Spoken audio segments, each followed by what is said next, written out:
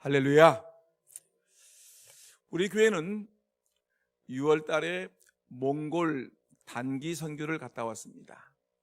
그리고 얼마 전 7월 달에 우리 학생들과 청년들을 또 교사들을 중심으로 해서 필리핀 단기 선교를 다녀왔습니다. 여러분, 우리 한국에는 많은 교회가 있는데 많은 교회들이 여름을 맞이해서 이 회로 단기 선교여행을 갔다 왔습니다. 우리 교회뿐만 아니라 많은 교회들이 다녀왔습니다. 여러분, 근데 제가 인터넷을 점검하다 보니까 그들이 그 해 단기 선교를 하면서 그들이 겪었고 느꼈고 은혜 받았던 내용들이 간증거리가 쏟아지는 걸 볼 수가 있습니다. 어느 교회 얘기를 들어보니까 어느 교회에서 이제 단기 선교를 하고 이제 은혜를 가득하는데 이제 전세 버스를 빌려가지고 이렇게 오게 되었습니다. 근데 그 차 안에서 이제 간증을 하는 거 아니겠습니까? 돌아가면서 마이크를 하나씩 잡고서 나는 요번에 선교하는 중에 이런 은혜를 겪었어요. 이런 은혜를 받았어요. 너무너무 감사해 하면서 자기들이 겪었던 간증을 쭉 얘기하는데, 근데 놀랍게도 그 전세버스 기사가 이 간증을 들으면서 이렇게 좋으신 하나님을 나도 영접하겠습니다. 그래가지고 버스 기사가 그 간증하는 자리에서 나도 이렇게 좋은 하나님을 영접하고 예수 믿겠습니다라고 작정했다는 것입니다. 어떤 교회 얘기를 들어보니까 이 교회도 해외 선교를 가 나왔는데, 근데 그 비행기를 타고 돌아오는데 그 비행기 옆좌석에 있는 분이 있는데 그분한테 자기가 이번에 어느 곳에 해외여행을 다녀왔다, 선교여행을 다녀오는데 너무너무 좋았다, 그러면서 자기가 은혜 받은 내용을 쭉 설명해 주니까 이 옆에 있는 이 승객도 나도 예수를 믿겠습니다 하면서 그 다음 주일부터 교회에 출석했다라는 얘기가 들리고 있습니다. 여러분, 이 간증이라는 것이 그렇게 소중한 것입니다. 여러분, 이 간증한다 할 때 간증이라는 말의 뜻을 우리가 잘 아셔야 됩니다. 간증이라는 말을 우리가 종종 듣고 있는데, 간증이라는 말은 원래 어떤 데 쓰이냐면 이 성경적으로 보니까 법정에서 사실을 사실 그대로 진술하는 것을 간증이라고 하는 것입니다. 그래서 내가 이 사건에서 내가 무엇을 보았다, 내가 경험했다, 이 사람이 이렇게 했다, 저 사람이 이렇게 했다, 자기가 경험했던 거, 자기가 눈으로 봤던 것을 이렇게 진솔하게 사실적으로 얘기하는 것을 간증이라고 얘기했는데, 근데 이걸 종교적으로 기독교적인 용어로 바꾸게 되면 어떠냐면 국가서전을 보니까 간증이라는 말을 이렇게 얘기했습니다. 간증이란 자신의 종교적 체험을 고백함으로써 하나님의 존재를 증언하는 일이다. 자신의 종교적 체험, 내가 기도하는 중에 이런 경험을 했다, 내가 정말로 병이 들었는데 기도하다가 또 하나님의 은혜 가운데 내 병이 이렇게 고침을 받았습니다. 여러분, 놀라운 일이 벌어졌는데, 우리 교회에 놀라운 일이 벌어지고 있습니다. 여러분들이 지금 주영기 집사를 위해서 여러분 기도하지 않았습니까? 주영기 집사가 쓰러지고 중환자실에 들어가고, 여러분 연명치료라는 것은 이제 거의 다 죽어가는 사람을 갖다가 마지막으로 이렇게 호수를 넣고 호흡기를 작동해가지고 사람을 치료하는 걸 연명치료라고 하는데, 이 주영기 집사가 다 죽었습니다. 거의 다 죽었다고 생각을 했는데, 이때 우리가 기도하지 않았습니까? 하나님께 매달려 기도했는데 놀랍게도 죽었던 사람이 중환자실에서 치유되어서 일반 병실로 옮기게 되었고, 일반 병실에서 회복되어서 여러분 오늘 새벽에 하나님의 전에 나와서 저 3층에서 기도하는 모습을 보았습니다. 오늘 신방을 갔습니다. 신방 갔는데 온 가족들이 아내, 주영기 집사님, 김현수 집사님, 그 다음에 주영기 집사님, 가족들 다 몰려와가지고 함께 기쁨으로 예배를 드렸습니다. 여러분, 거반 다 죽어가던 사람, 중환자실에서 이 사람은 연명치료해야 된다라고 하는 그 순간에 여러분들 하나님께서 기적적인 역사를 하심으로 말미암아 중환자실에서 일반 병실 집에서 하나님께 교회에 나와서 예배하는 모습이 되었다는 것입니다. 여러분, 이렇게 자신의 종교적인 체험, 이 종교적인 체험을 가지고 하나님께서 이렇게 역사하셔서 내 병이 이렇게 고침받았습니다. 여러분, 지난주에 나왔던 우리 그 암투병 중에는 이 김지사님 아시지 않습니까? 근데 우리 김현희 집사님이죠. 근데 어떤 일이 벌어졌냐면 이분도 죽을 병에 걸렸는데 하나님께 기도하는데 뭐 간증이 막 나오지 않습니까? 찬송 소리가 들리고 기도 소리가 들리고 그러는 와중 속에서 놀라운 일이 벌어집니다. 여러분, 정말 하나님의 전에 나와서 예비하는 일꾼이 되었습니다. 사람들한테 간증합니다. 하나님이 이런 분이라고 간증했던 자기 집에 놀러왔던 그 한국타이어 직원의 그 아내가 자기를 위로하러 왔다가 방문했다가 이 김현희 사님의 간증을 통해서 나도 예수 믿어야 되겠다라고 고백을 했다는 것입니다. 이것이 뭐예요? 간증이라는 것입니다.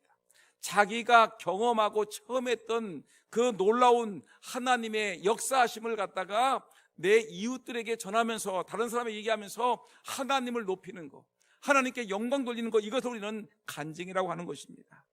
자신의 그동안 처음 했던 것을 소개하는 것입니다.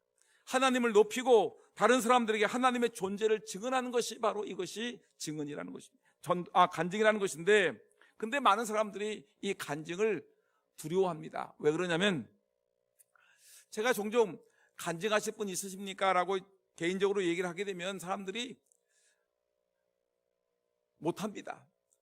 왜 그러냐면 간증을 주저하는 이유를 가만히 보니까 첫째는 성격상 남들 앞에서 말하는 것이 너무너무 힘들고 부끄러워서 말하기를 꺼리는 사람도 있습니다. 성격상 너무너무 쑥스러워서. 두 번째, 자기가 경험한 것을 드러내는 것을 익숙하지 않습니다. 그러니까 자기가 경험한 것을 남들에게 얘기 좀 했으면 좋겠는데 아이고 나만 알고 있지 뭐 이렇게 하면서 간증을 하지 않습니다. 또 어떤 사람들은 이 간증이라는 것이 아주 거창한 거, 그러니까 죽었다가 다시 살아난다든가 갑자기 엄청난 변화가 일어나가지고 내 삶이 달라졌다라는 이런 거창한 얘기를만 하려고 생각하니까 나는 간증거리가 없어요, 간증할 것이 뭐가 있어요 라고 얘기하는데, 여러분 우리의 삶을 가만히 보게 되면 간증거리가 천지인 것입니다. 여러분, 오늘 이렇게 간증이 이렇게 중요한데 오늘 우리가 이 사도행전 26장 이 본문에서 사도 바울이 간증하는 내용을 우리에게 보여주고 있는 것입니다. 간증은 이렇게 하는 것이다.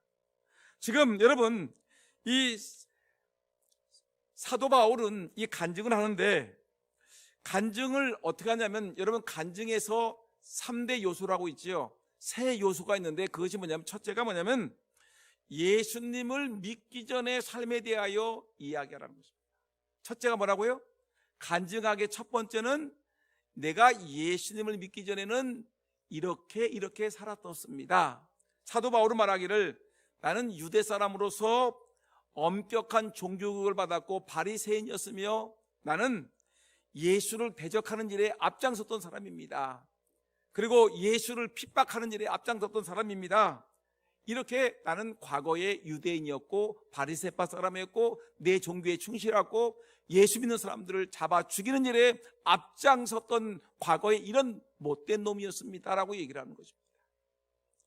두 번째, 여러분 간증할 때 또 중요한 것은 뭐냐면 내가 어떻게 해서 예수를 믿게 되었는가, 예수님을 믿게 된 과정에 대해서 얘기하는 것입니다. 사도 바울은 얘기합니다.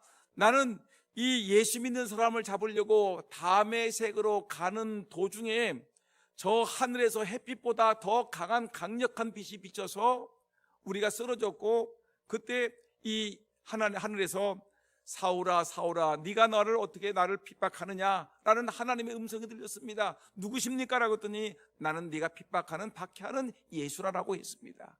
그러면서 내가 그 순간에 예수를 믿고 예수님을 나의 주님으로 영접하는 그런 역사가 있었습니다. 자기가 예수 믿게 된 이유를 얘기하라는 것입니다.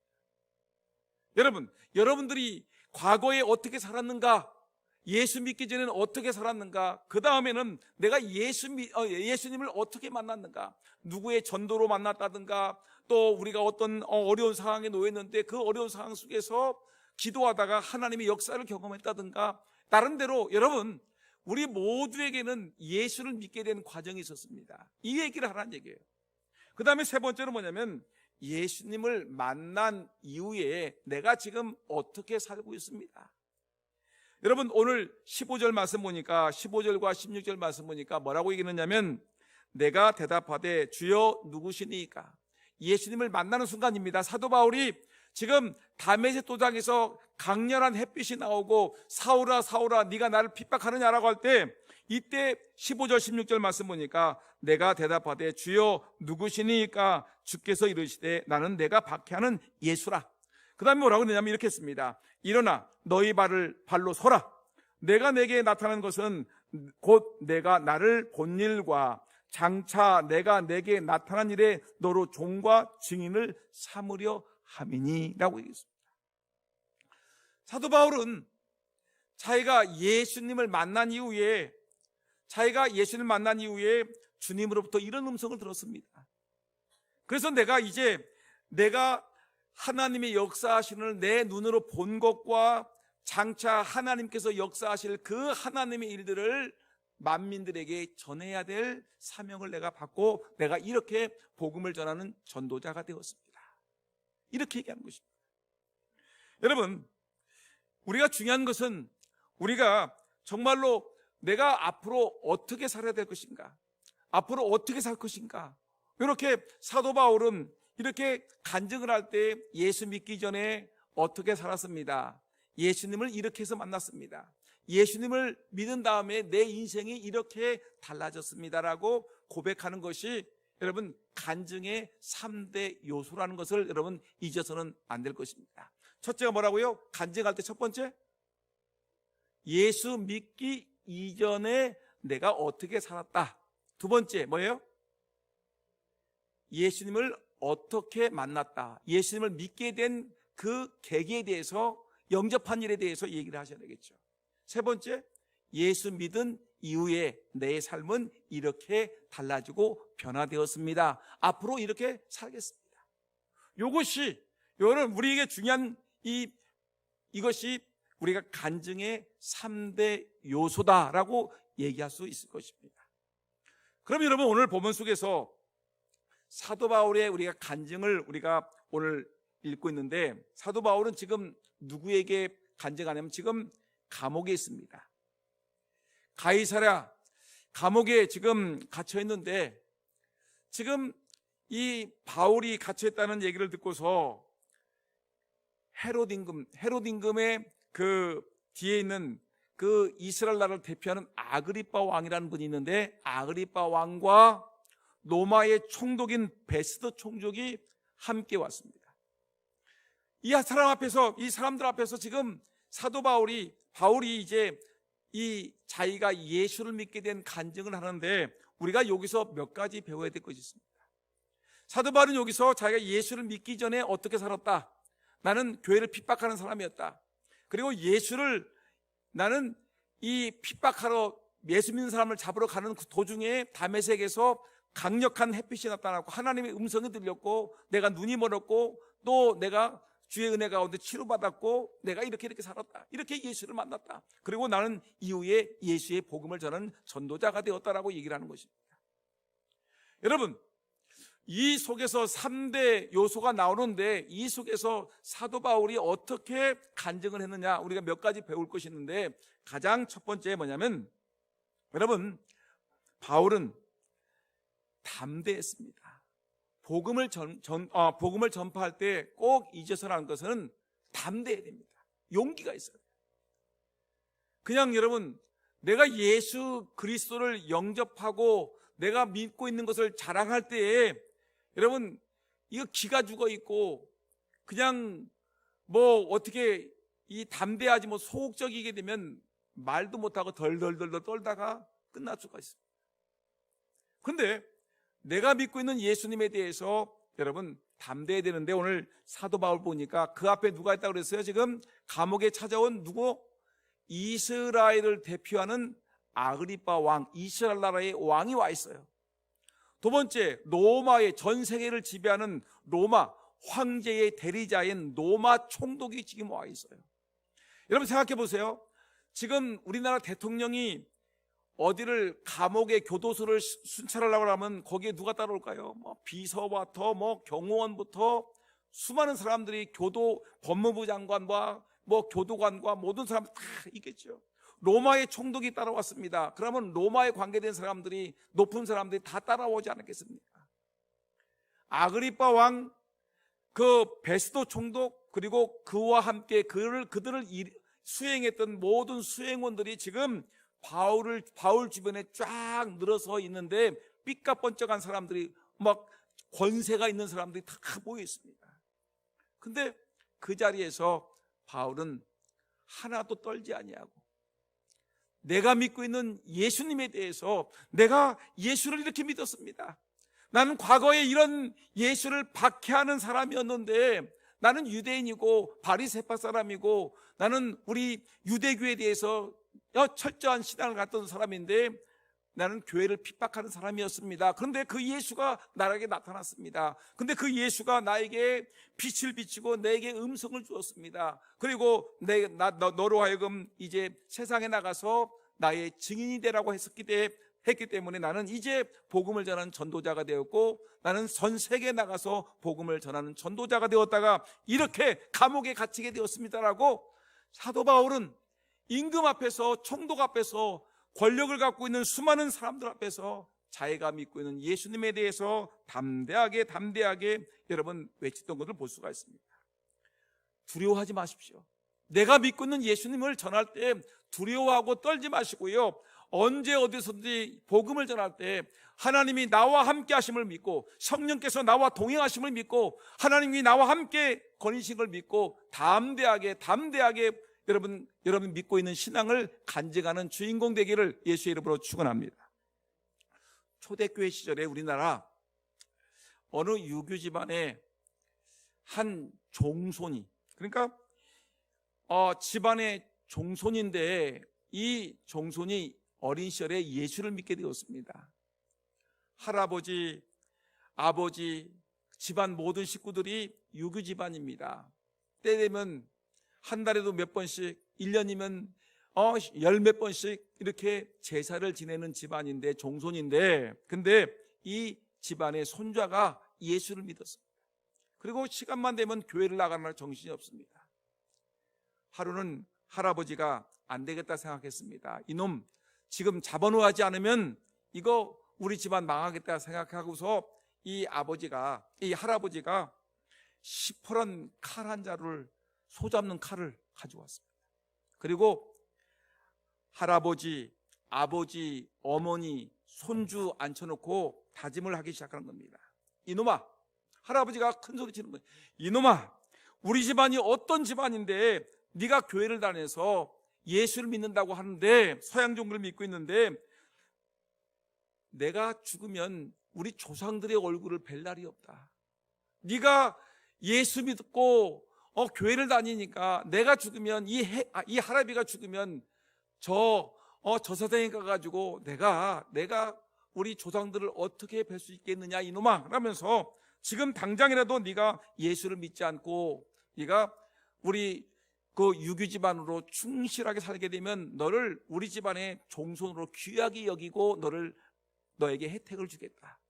그렇지만 네가 끝까지 예수를 믿는다고 하게 되면 이 칼로 내가 너를 죽이고, 나도 이 자리에서 조상들 앞에 부끄럽기 때문에 나는 자살하겠다.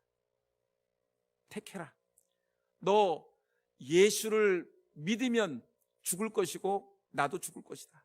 그러나 네가 예수를 안 믿으면 너는 우리 집안에서 귀하게 사용될 것이다. 여러분 어떻게 하시겠습니까? 칼 시퍼런 소 잡는 칼이 앞에 놓여 있고 할아버지는 부르릉이 떨어집니다. 이 어린아이가 입술이 파르르 떨지 않겠습니까? 무섭지 않겠습니까? 근데 눈을 감고 꼭 감고 있다가 눈을 딱 뜨고서 이 할아버지에게 손자가 얘기합니다. 할아버지, 나는 예수 믿지 않고는 못 살아요. 할아버지도 예수를 믿으셔야 돼요. 어머니도 아버지도 예수 믿어서 천국 가야 돼요. 예수 안 믿으면 지옥 간다니까요. 예수 믿고 천국 가셔야 돼요. 이 말을 듣고 있는 할아버지가 갑자기 얼굴이 변화되면서 아이의 멱살을 잡고서 흔들어 놓으면서 야, 이 못된 놈아 하면서 다시 한번 얘기해봐라. 그러니까 손주가 할아버지 예수 믿으셔야 돼요. 안 믿으면 지옥 가요. 아버지 어머니 예수 믿고 천국 가셔야 돼요. 그러니까 할아버지가 화가 나가지고 이만한 손을 가지고 손주의 뺨을 때렸습니다. 손주가 나가 떨어졌겠죠. 근데 이때 이 할아버지가 말하기를 뭐라고 얘기했냐면, 이 못된 자식아, 다시 한번 묻겠다. 이 할아버지도 예수 안 믿으면 지옥 간다고? 다시 한번 얘기해봐라. 그랬더니 손주가 할아버지 예수 안 믿으면 지옥 가요.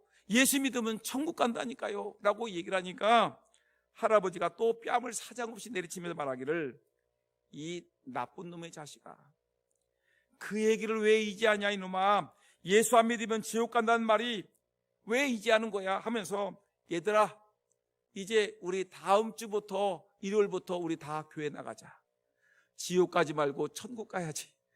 여러분, 그래서 이 집안이 유교를 다 청산해버리고 제사 지내는 거 다 던져버리고 하나님의 전에 나와서 예배하고 이 집안이 초대교회를 세우는데 엄청난 큰일이 했다는 기록이 있습니다. 여러분, 담대해야 되는 것입니다. 지금 사도 바울은 한 나라의 왕이 와 있고 로마 총독이 와 있고 권력을 갖고 있는 10% 사람들이 둘러앉았음에도 불구하고 그 속에서 내가 믿고 있는 예수님은 이런 분이시다, 예수를 믿어야 된다라고 고백하는 모습을 보면서 우리도 여러분, 친구들 앞에서 내 이웃들 앞에서 담대하게 예수 그리스도가 나의 주인이요 나의 하나님이라고 고백하는 그런 은혜가 있기를 예수님의 이름으로 축원합니다. 담대해야 됩니다. 두 번째, 우리가 간증할 때 어떻게 하냐면 기회를 선용해야 됩니다. 기회를 놓쳐서는 안 됩니다. 여러분, 우리 인생 속에서 살아가면서 기회가 많지 않은데 이 전도의 기회를 놓쳐서는 정말 안 되는 것입니다. 사도 바울은 비록 지금 아그리빠 왕입니다. 지금 로마 총독입니다. 10%는 권력을 갖고 있는 사람들이 둘러서 있습니다. 근데 모든 사람들이 두려워하고 기가 죽고 말이 덜덜덜 떨리고 말 잘못했다가는 큰일 나겠다 생각하고 여러분 제대로 말도 못하지 않겠습니까? 그런데 사도 바울은 이때가 내게 절호의 찬스다, 기회다. 언제 이 이스라엘 대표하는 아그리빠 왕을 만나서 내가 전도할 수 있겠냐? 내가 로마 총독을 언제 만나서 내가 복음을 전할 수 있겠느냐? 이 시퍼런 권력을 갖고 있는 이 수많은 사람들에게 내가 이런 기회, 전도할 수 있는 기회, 내가 예수를 전할 수 있는 기회가 왔으니까 나는 전도해야 되겠다. 여러분, 기회가 있습니다. 기회를 놓쳐서는 안 됩니다. 내 남편을 전도할 기회가 있어요. 내 아들, 딸들에게 복음을 전할 기회가 있어요. 내 친구들에게, 내 이웃들에게. 여러분, 살다 보게 되면 절호의 찬스가 있는데 그 절호의 찬스에 여러분 기회를 놓쳐서는 안 되는 것입니다. 제가 예전에 간증하지 않았습니까? 제가 고등학교 때 교회 잘 믿는다고 소문났습니다. 그래가지고 우리 윤리 선생님 들어와가지고, 야, 너희들 반에서 예수 제일 잘 믿는 놈 누구야? 그래서 사람들이 제요 저를 가르쳤습니다. 그래서 너 나와, 홍인춘 너 나와. 그래서 강대상에 저를 딱 세우는 거예요. 강단에다 저를 딱 세우더니 지금부터 너 5분을 주겠다.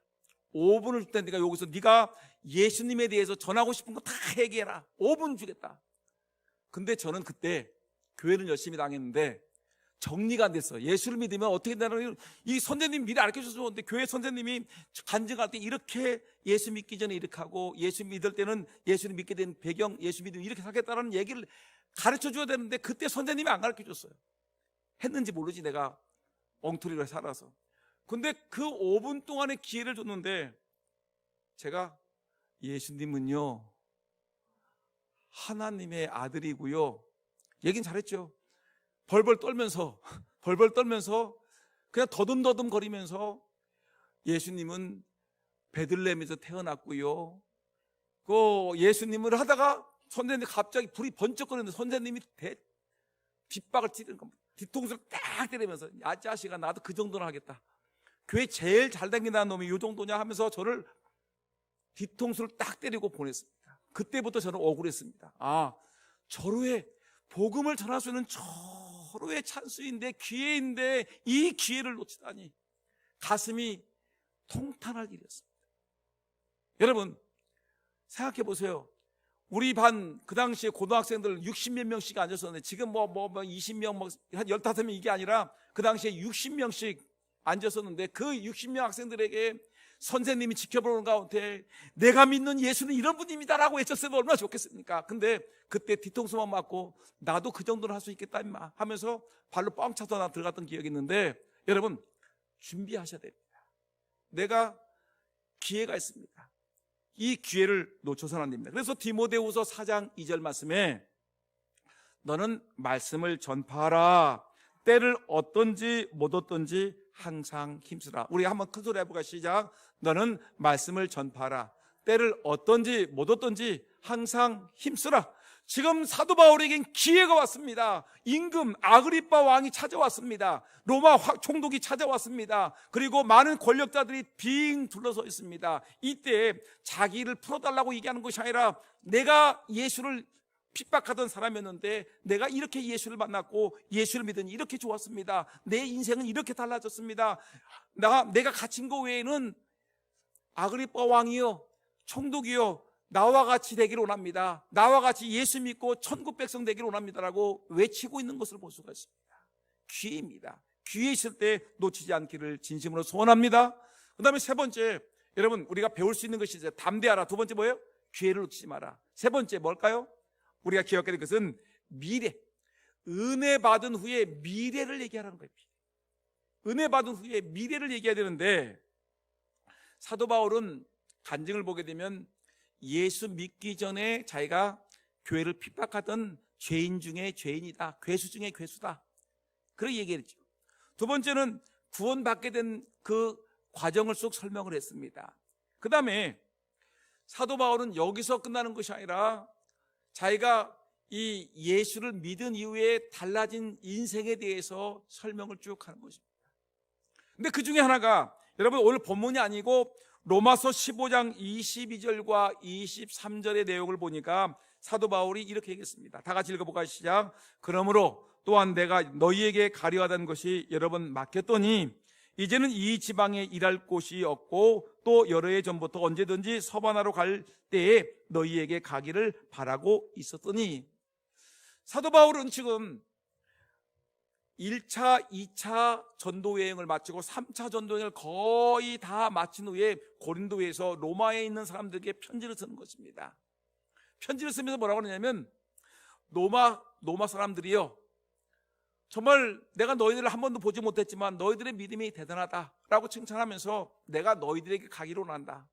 그러면서 뭐라고 하냐면 나의 계획은 서바나, 여러분 서바나로 갈 때 가기를 바라고 있다라는 말은 뭐냐면 서바나라는 지금의 스페인 지역을 얘기하는데 그 당시 사람들의 2000년 전의 사람들의 사고에는 뭐냐면 2000년 전의 스페인은 서바나는 지구 끝이라고 생각했습니다. 땅 끝까지 복음을 전파라는 말과 같이 내가 이제 땅 끝인 저 서바나까지 가서 복음을 전할 계획이다라고 지금 로마서에서 로마인들에게 말하고 있는 것입니다. 자기의 은혜 받은 후에 복음을 전할 그런 미래의 청사진을 얘기하는 것입니다. 여러분 가만히 보면 이 사도 바울은 대단한 사람입니다. 1차 선교여행 여러분 대단하죠. 그 다음에 2차 선교여행도 대단합니다. 그러니까 1차 선교여행 때 이 구브로 지금 키프리스라는 섬을 전도했고 그 다음에 올라가서 이 터키 퀴트리키라는 곳에 가서 중부 지역을 전도를 했습니다. 2차 선교여행 때는 중부뿐만 아니라 그리스까지 전도했습니다. 아주 거의 그 당시 유럽의 중심이었었죠. 3차 전도 여행은 뭐냐면 다시 돌아서 그걸 갔다 오는 것이었습니다. 1차, 2차, 3차 전도 여행에서 수많은 교회를 세웠고 수많은 사람들에게 복음을 전했습니다. 그러면 이제 나는 이제 선교지를 안 가고 이제 편안하게 이 땅에서 이제 노년을 보내야 되겠다라고 생각할 수 있을 텐데, 사도 바울은 그렇게 하지 않았습니다. 그는 로마에 가서 복음을 전하기를 원했고, 로마에 갈 뿐만 아니라 로마의 교회의 지원을 받아서 저 스바나 땅끝이라고 하는 저 스페인 지역까지 내가 가서 복음을 전하겠다라는 분명한 복음에 대한 열정이, 미래에 대한 열정이 있었던 것입니다. 여러분, 우리도 뭔가 미래에 대한 간증이 있어야 되지 않겠습니까? 미래를 얘기해야 되지 않겠습니까? 성경에 나오는 인물들 중에 가만히 보게 되면 다윗이라는 사람이 그의 간증을 통해서 볼 때 미래를 얘기했는데, 블레셋의 거인 골리앗이 지금 이스라엘 땅에 들어와가지고 전쟁을 일으키는 겁니다. 야, 이놈들아, 너희들 여호와 하나님을 믿는다고 하는데 어떻게 하나님을 믿는다고 하면서 나와 싸울 사람이 없느냐? 이놈들아, 나와서 나랑 싸우자. 1대1로 겨뤄보자. 누가 더 센가? 너희 하나님이 센지 우리 블레셋 사람이 섬기는 다곤신이 센지 한번 나와서 결투를 한번 해보자. 왕이든지 장군이든 다 나와라. 막 하나님을 믿는 이 하나님의 백성들을 갖다가 막 모욕을 하는 겁니다. 모욕을. 하나님의 이름이 땅에 짓밟히고 모욕을 당하고 있는 순간인데, 이때 다윗이 그 전쟁터에 우연히 가게 되었습니다. 물론 하나님이 역사하셨겠죠. 거기 가서 다윗이 분노가 일어났습니다. 아니, 할례 받지 못한 저 이방인이 감히 하나님을 모욕하고 하나님의 나라, 하나님의 군대를 모욕하다니 이것은 참을 수가 없다 해가지고 이 10대의 젊은 청년 이 다윗이 임금을 찾아갑니다. 임금님, 사무엘상 17장 30절 말씀 보니까 여러분 이렇게 나왔습니다. 또 다윗이 이르되 여호와께서 나를 사자의 발톱과 곰의 발톱에서 건져내셨은즉 나를 이 블레셋 사람의 손에서도 건져내시리이다. 이 블레셋 사람의 손에서도 건져내시리이다. 미래형입니다. 이 말은 뭐냐면, 어린 소년은 어린 시절부터 하나님이 은혜 주셔서 힘을 주어서 이 목양을 할 때, 양을 치고 소를 칠 때 사자가 달려오고 곰이 달려오면 그냥 찢어 죽일 정도로 삼손과 같은 힘이 있었습니다. 대단하지 않습니까? 근데 하나님이 과거에도 이렇게 나를 이 곰과 사자에게서 지켜주었듯이 하나님이 지금 이 블레셋 사람과 지금 도전하고 있는데, 하나님이 오늘도 역사하실 것이고 앞으로도 나를 이 블레셋 사람의 손에서 건져내시리이다. 내실 것입니다. 여러분, NIV 성경을 보게 되면 미래형으로 분명히 하나님께서 앞으로 나를 지켜주실 것입니다라고 고백하고 있는 것입니다. 우리가 정말 중요한 것은 뭐냐면, 다윗은 하나님을 어떤 하나님을 알고 있냐면 과거에 나를 도우셨던 하나님이시고 오늘도 나를 도와주시는 하나님이고 앞으로 미래 10년 후도 20년 후 내 생명 다하는 그날까지, 내가 죽은 천국까지 나를 선하게 인도하실 하나님이라는 것을, 과거에도 하나님, 과거에도 살아계신 하나님, 지금도 살아계신 하나님, 앞으로 미래에도 하나님은 살아계시고 나와 함께 하신다는 걸 분명히 믿었습니다. 여러분, 그래서 골리앗과 1대1 맞짱을 떠서 여러분 단 한 방의 물맷돌로 골리앗을 무너뜨리고 그의 칼을 뽑아서 목을 치는 대승을 거두지 않았습니까? 하나님이 함께 하신다는 걸 분명히 그런 간증하는 사람이었습니다. 그런데 이렇게 우리는 다 믿고 있죠? 따라합시다. 우리는 이걸 믿습니까? 과거에 뿐만 아니라 오늘도 나를 도와주시고 미래에도 하나님이 역사하실 것을 믿으십니까? 믿지요? 그런데 한번 봅시다. 우리는 늘 무슨 얘기하면 늘 옛날에 그때 20살 때 진짜 열심히 했는데 30대 때 교회를 위해서 내가 막 등짐을 지고 이 교회를 세우느라고 내가 정말 했는데, 어떤 분은 얘기해요. 양발도 팔았어. 양발도 팔았다니까. 여러분, 좋은 얘기예요. 과거에 이런 신앙의 경험도 없는 사람이 있는데, 이런 과거에 내가 교회를 위해서 이렇게 기도했던 사람이다. 철야 기도했고 산기도 하고 금식기도 하고 40일 기도했고 뭐 했다는 건 대단한 과거의 간증이 있습니다. 근데 과거의 간증만 가지고 살아서는 안 된다는 얘기예요. 언제까지 과거만 옛날에 그랬다니까. 내가 옛날에 이렇게 했던 사람이야. 옛날에. 여러분, 옛날만 얘기하지 말고 내일을 얘기해야 되지 않겠습니까?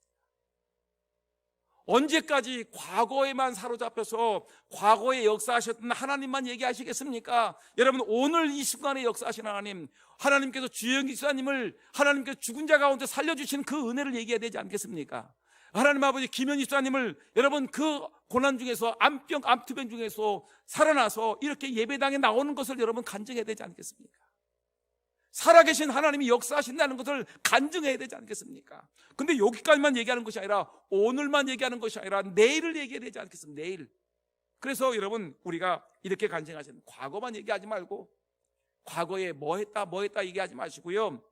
여러분, 이제 미래를, 내가 무슨 미래가 있어? 70인데 내가 뭐 미래가 있어? 80인데 내일 모레 죽을 건데 무슨 간증이 있겠어? 미래가 있겠어? 내일이 있겠어라고 제발 좀 얘기하지 마세요. 여러분들은 젊은이들입니다. 여러분, 유엔에서 젊은 청년이 몇 살부터죠? 20살부터 65세까지 청년이에요. 청년. 따라서 나는 청년이다. 왜 자신이 없을까? 그게 나는 청년입니다. 청년이에요. 청년에서 60, 70세면 조금 더 나은 거예요. 그냥 뭐. 여러분, 청년인데, 여러분, 이제 이렇게 얘기해야 됩니다. 내가 비록 몸이 연약하지만, 내가 한참 때는 지났지만, 내 생명 다하는 그날까지 하나님을 섬기고 교회를 섬기며 내가 살아갈 거야.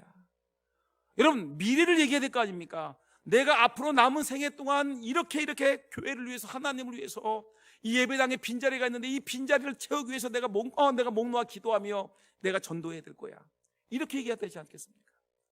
우리 아들, 우리 손주가 이들에게 신앙교육을 잘 지키고, 이 아버지 어머니가 정말 이들을 정말 간절히 부탁을 해서 신실하게 기도해서 내 아버지의 자리, 내 어머니의 자리를 우리 아들, 딸들이 지키게 해야 되겠다. 우리가 피땀 흘려 세운 이 교회, 지금까지 성장한 이 교회를 우리 아들, 딸들이 이 교회를 외면해가면 어떡해? 이 교회를 내가 아들, 딸들에게, 우리 손주들에게 지키게 해야 되겠다. 이런 미래에 대한 꿈이 있어야 되지 않겠습니까? 오늘만, 과거에만 내가 이렇게 살았다, 과거에 내가 등짐을 지고 교회를 졌다, 철근을 이고 나갔다, 시멘트를 비볐다, 뭐 했다 얘기하지 마시고요. 앞으로 내 아들, 딸들이 이 교회를 지키게끔, 하나님을 섬기게끔 해야 되겠다.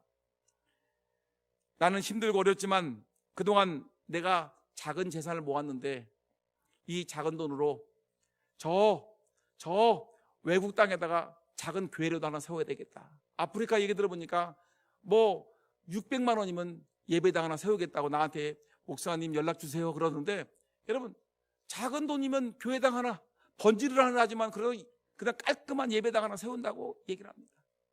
작은 돈이지만, 아니 우리나라에서 멀리 외국 나가지 말고 우리가 정성을 다해서 내가 작은 돈을 들여서 하나님의 교회를 좀 세워야 되겠다. 이런 꿈과 비전이 있어야 되지 않겠습니까? 언제까지 나는 늙었는데 나는 안 돼, 이제는 뭐 이렇게 이런 식으로 자꾸만 자기 자신을 비하하고 학대하면서 미래가 없는 사람 마냥 얘기해서는 안 되는 것입니다. 예수 믿는 사람들은 미래가 있습니다. 여러분, 내일이 있어요. 과거에 역사하셨던 하나님이 오늘도 이 순간 역사하시고요, 내일도 우리 하나님은 역사하시기에 우리는 내일을 바라보면서 살아야 된다는 것입니다. 여러분, 과거 속에서 살아가는 사람은 결코 성공할 수가 없습니다. 우리는 과거의 간증으로만 살아갈 수가 없습니다. 우리에게는 오늘의 간증이 필요한 거고요, 더군다나 앞으로 사도 바울처럼 다윗처럼 앞으로 펼쳐질 미래에 대해서 간증을 해야 되는 것입니다. 앞으로 나는 이렇게 살겠습니다. 여러분, 저는 여러분들 비전을 얘기하지 않습니까? 이 교회 예배당의 빈자리를 가득 채우는 것이 저의 간증거리입니다.